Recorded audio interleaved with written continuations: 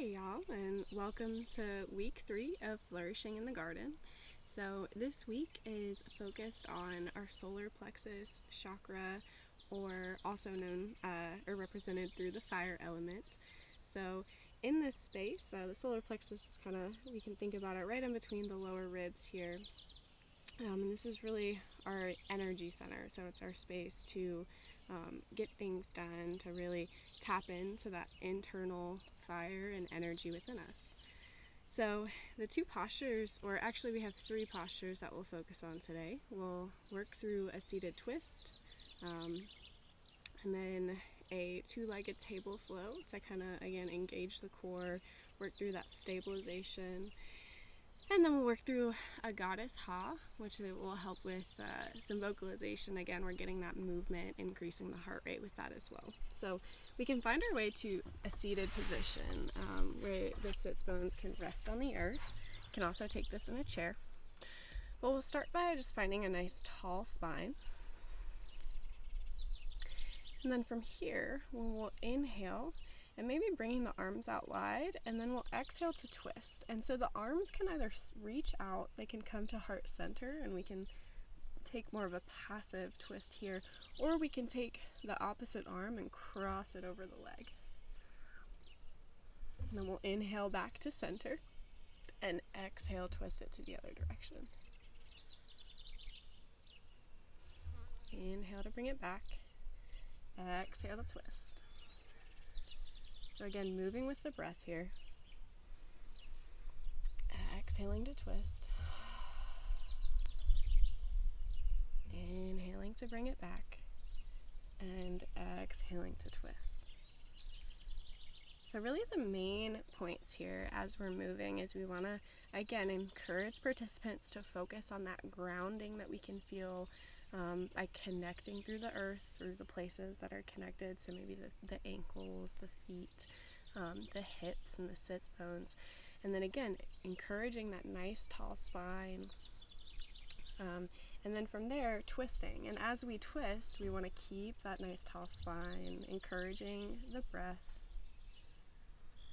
Again, as we inhale, we're going to expand through the lungs as we come back through center. And as we exhale, we kind of limit the spatial capacity here of the lungs, and so we can create a little bit more space to twist into it on that exhale. Awesome. So we'll move to our next posture for today. Come to hands and knees. We'll work through this 2-legged table. So as you're teaching this posture, you can always encourage participants to find movement, whether that be finding Muladhara Kriya, which is kind of bringing the hips up and back. I'll kind of turn so you can see. So it's bringing the hips around in a circle. We can even come towards up dog. As we come into that, you can take your cat-cow, so bringing head and tailbone down, just encouraging any movement before we get into this 2-legged table. And then from here, we'll ground through the right hand and the left knee. So as we're creating our 2-legged table, we just want to think about finding that like the cross-body stabilization here. So we're going to have opposite hand, opposite leg. And then we'll reach it forward with the other arm and the other leg. And so options here, you can always drop down the knee or the toes of the back foot for stabilization. You can also keep that back leg lifted.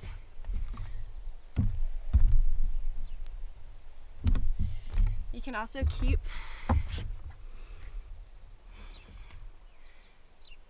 keep the back leg lifted and release the front arm. So a lot of options here.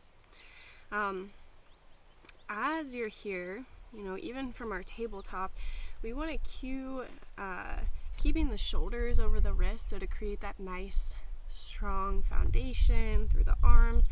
And then again, same thing with the hips. So the hips are going to be right over the knees.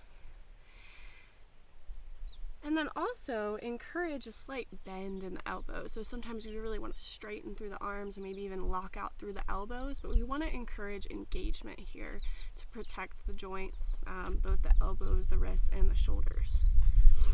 So again, we'll move through to the other side. So whichever you didn't do, I'm going to move to the left hand is going to stay grounded. The right knee is going to stay grounded for me. And then we'll reach it forward. So a few more variations. We can always add in rolling of the wrists or rolling of the ankle here on that back leg. Another option is to reach back and try to grab the foot. So this is definitely a balanced posture. Again, a lot of counterbalance going on here. So as I like to come into it, again, encourage participants to ground through this hand and to ground through the shin bone of the back leg. They can even press into the top of the foot or press into the toes to ground more. But then encourage pressing back into the foot to lift up through the heart.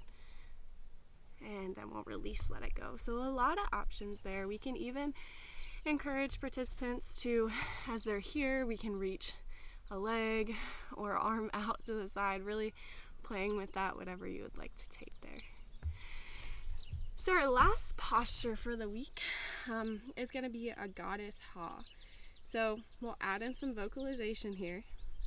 And in our goddess, really working to engage through the legs.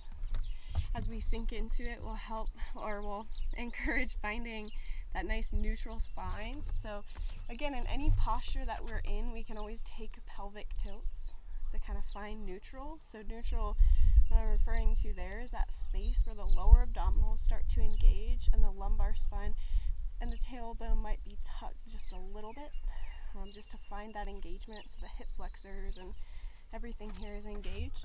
So even in your goddess, we can take that too. So again, rocking the hips, finding that engagement here. Then I'm gonna face you guys to do this.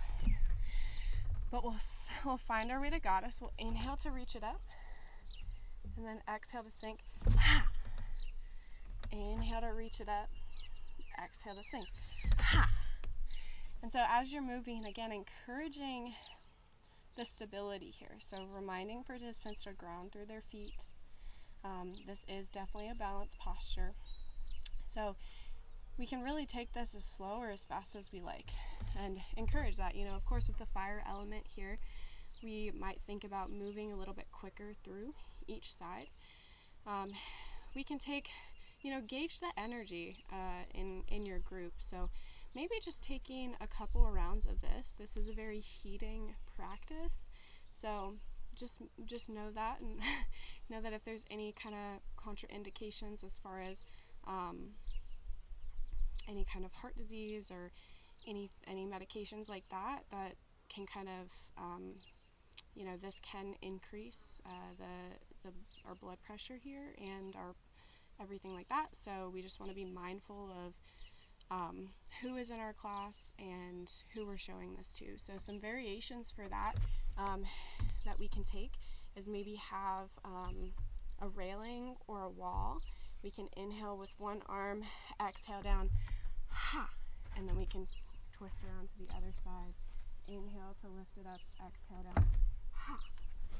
So again, noticing who is in your group and how we might be able to adapt for them. But those are our 3 postures for the week. So thank you.